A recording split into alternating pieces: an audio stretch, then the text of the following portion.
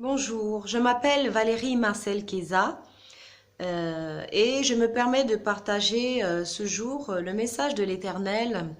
Nous sommes donc le dimanche 22 mars 2020 et nous sommes en pleine pandémie du Covid-19 qui est en train de décimer une bonne partie de la population. Voilà. Une situation comme celle-ci interpelle forcément et il est sage, celui qui se pose sur ces choses et réfléchit à ce qui est en train d'arriver et se pose les bonnes questions et trouve les bons éléments pour comprendre ce que l'on est en train de vivre.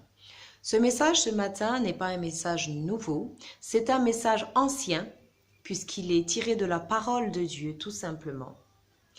Dans le livre de Matthieu, au chapitre 23 et au verset 13. C'est un paragraphe qui s'adresse spécialement aux scribes et aux pharisiens.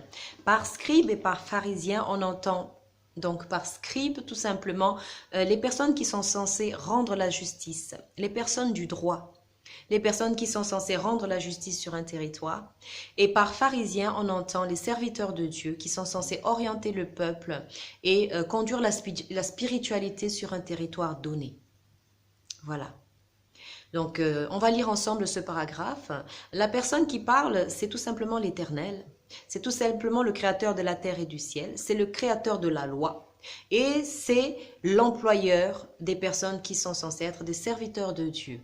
Et comme on le sait, même les ambassades, lorsque un ambassadeur dysfonctionne, lorsqu'un ambassadeur ne fait pas exactement ce qu'on l'a envoyé faire, eh bien, on le démet de ses fonctions, on lui retire son autorité, on le rappelle à domicile. Oui, c'est ce qui se passe lorsque quelqu'un dysfonctionne, lorsque quelqu'un ne fait pas exactement ce qu'il était prévu qu'il fasse.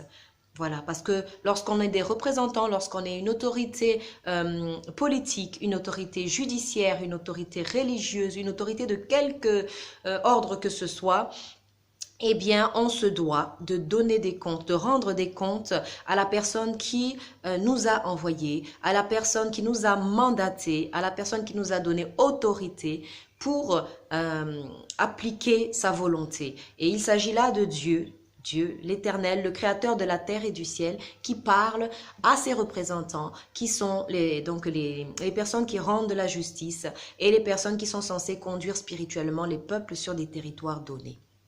Alors, on va se pencher sur cette parole. Ce sont ce sont aujourd'hui des reproches que l'Éternel adresse à ses serviteurs.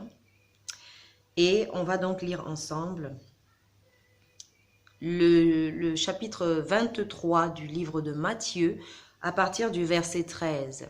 Il dit tout simplement « Malheur à vous, maîtres de la loi et pharisiens, quand vous êtes des hommes faux, vous fermez la porte du royaume des cieux devant les gens. Vous-même, vous n'entrez pas, et vous ne laissez pas entrer ceux qui le veulent.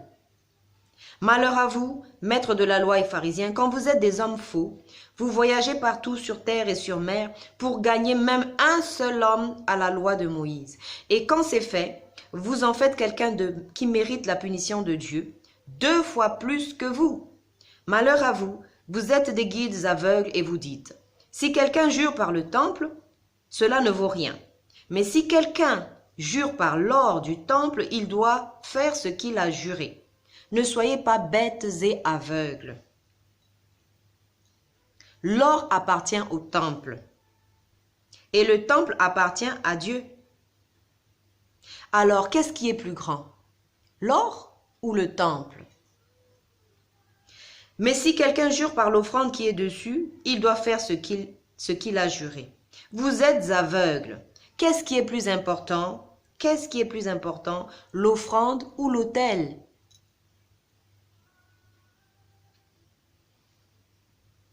Vous êtes aveugles. Vous êtes aveugles. Donc celui qui jure par l'autel et par tout ce qu'il y a dessus.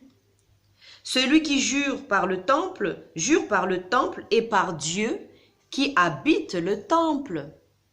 Celui qui jure par le ciel et par le siège de Dieu et par Dieu qui est assis dessus, tout simplement. Quel malheur pour vous, maîtres de la loi et pharisiens, quand vous êtes des hommes faux. Vous donnez à Dieu le dixième de centaines de plantes, de menthes, de légumes, d'épices, et vous abandonnez ce qu'il y a de plus important dans la loi, c'est-à-dire être juste, être bon, être fidèle. Pourtant, c'est cela qu'il fallait faire, sans oublier le reste. Vous êtes des guides aveugles. Vous filtrez l'eau pour en ôter un moustique et vous avalez le chameau. Vous avalez le chameau. Quel malheur pour vous, maîtres de la loi et pharisiens, quand vous êtes des hommes faux. Vous nettoyez l'extérieur du verre et le plat, mais dedans, ils sont pleins de ce que vous avez volé et arraché aux gens.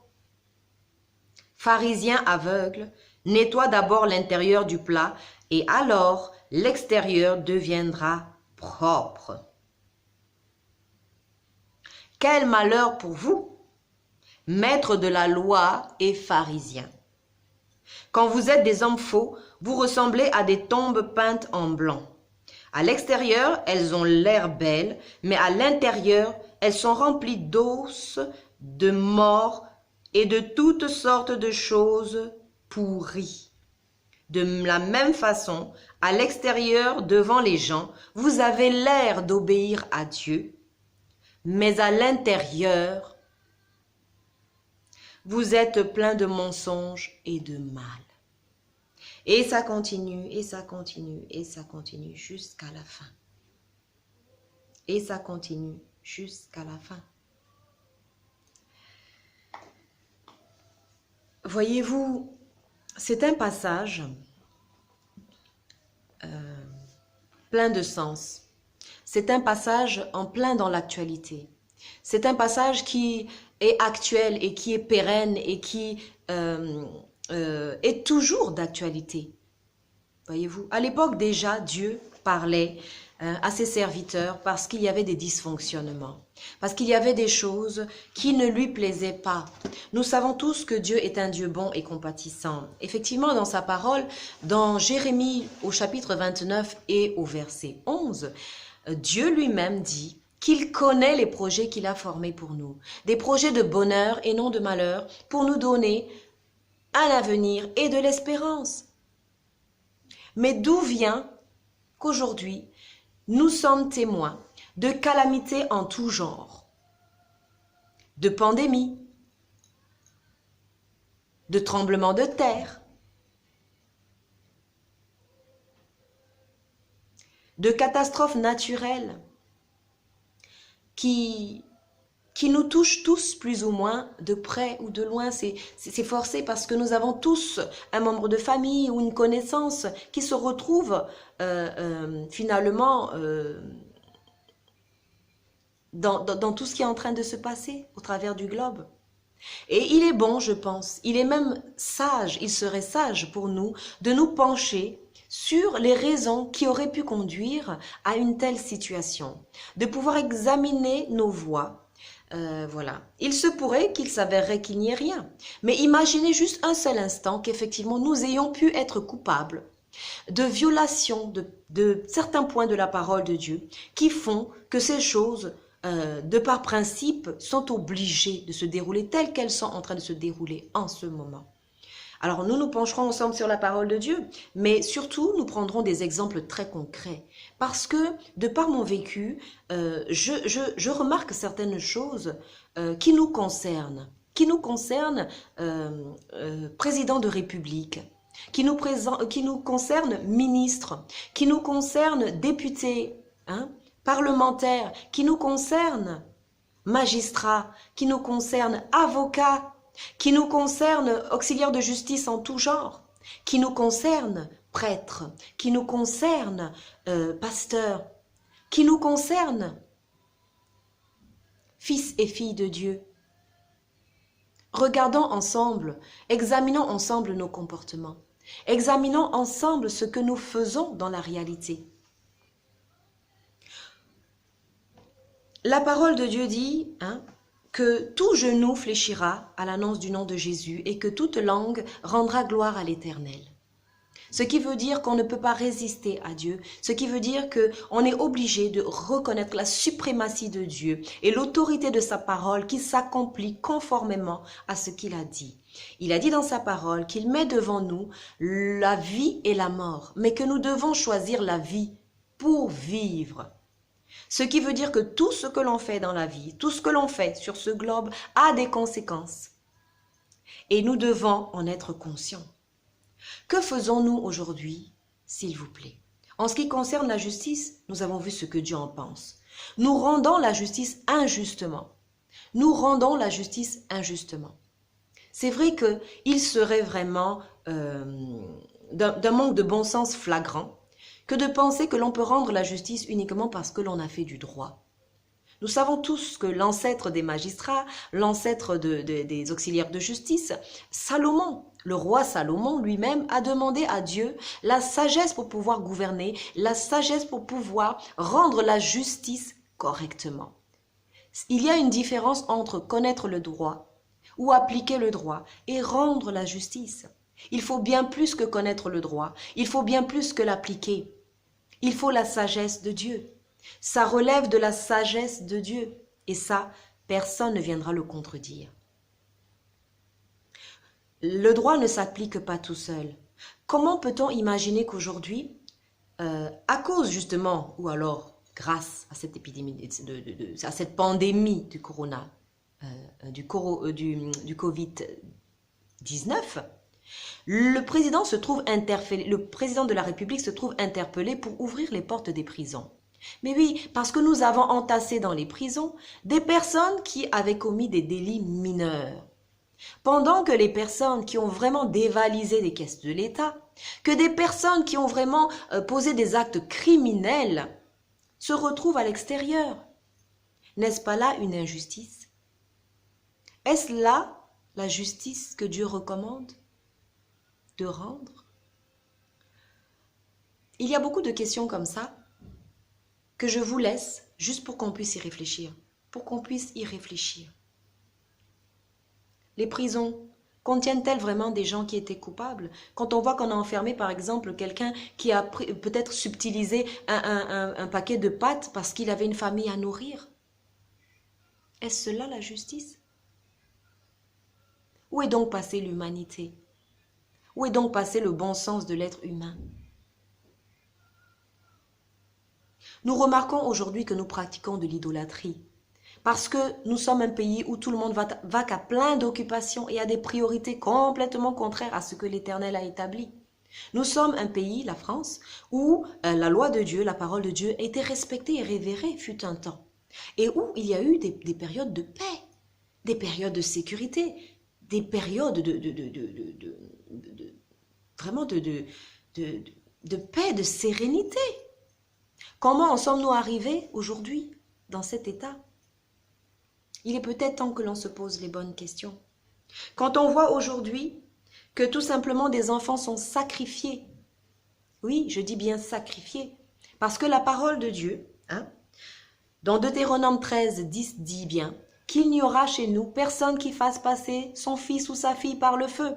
Or, aujourd'hui, en autorisant l'interruption volontaire de grossesse, nous nous permettons d'enfreindre la loi de Dieu au nom de je ne sais quel texte de loi pour arracher des enfants, des bébés vivants du ventre de leur mère pour les incinérer. Nous ôtons la vie à des innocents. Nous sommes des meurtriers et des criminels, ni plus ni moins. Et Dieu ne permettra pas que ces choses se prolongent sur la durée, plus que ça. Nous retrouvons aussi des gouvernements, des autorités, des pouvoirs, avides d'argent, avides de pouvoir, avides vraiment d'honneur, jusqu'à aller piller certains continents, à détruire la vie de personnes, à fouler aux pieds des vies humaines qui sont chères aux yeux de Dieu. Pensons-nous que Dieu va nous laisser faire plus longtemps que cela? Est-ce que nous pensons vraiment que Dieu permettra que ces choses perdurent dans le temps? N'avons-nous pas peut-être aussi atteint les limites de la grâce de Dieu? Parce que c'est vrai que Dieu est un Dieu de grâce. Mais même la grâce de Dieu, elle a des limites. Et quand on l'atteint, eh bien, on en paye les conséquences. Nous devons réfléchir à toutes ces choses. Nous devons réfléchir à toutes ces choses. Serviteurs de Dieu, avons-nous vraiment dit au peuple comment il fallait faire, comment il fallait suivre la loi de l'Éternel? J'ai écouté récemment, par exemple, un pasteur qui avait pris sur lui de demander pardon à des chefs de famille parce que l'autorité religieuse, les autorités religieuses s'étaient permises en fait d'outrepasser leurs devoirs ou leurs droits, tout simplement, en faisant ce qui relevait de l'autorité d'un homme, d'un mari, d'un chef de famille, ou voilà. Nous avons fait les choses, certaines choses qui nous ont menés dans la situation dans laquelle on est aujourd'hui. Alors ensemble, d'un commun accord, il serait bon que l'on fléchisse les genoux devant l'Éternel et que l'on reconnaisse qu'on ne rend pas la justice correctement, que l'on reconnaisse qu'on a enfreint la loi de Dieu, la parole de Dieu, et qu'on l'a mise de côté, voilà, et qu'on a fait beaucoup de mal, et que l'Éternel a décidé donc de rendre la justice, et voilà, donc ensemble, nous voulons reconnaître, nous voulons prier, Seigneur. Nous voulons reconnaître, mon Dieu, mon roi, que nous n'avons pas été justes dans tout ce que nous avons fait, Seigneur. Nous voulons reconnaître que, Seigneur, dans plusieurs aspects, Seigneur, nous avons manqué de sagesse, nous avons manqué de révélation sur ce que toi, Seigneur, tu avais préconisé, mon Dieu, mon roi. Et je prie particulièrement pour les autorités des pays, pour les présidents, pour les ministres, pour les magistrats, pour les avocats, pour les prêtres, les pasteurs, pour les personnes en autorité auxquelles cette parole a été adressée. Et je me joins à eux pour demander pardon et pour reconnaître que nos voies ne sont pas droites. Et nous demandons la sagesse de Dieu. Nous invitons le peuple aussi à se remettre à genoux, à rechercher les textes anciens, les voies anciennes, afin de prospérer dans ce que l'on fera à l'avenir. Nous revenons à Dieu de tout notre cœur, nous demandons pardon et nous cherchons la voie du Seigneur, la volonté de Dieu pour nos pays, pour nos continents et pour l'avenir de l'humanité, dans le nom puissant de Jésus. Amen.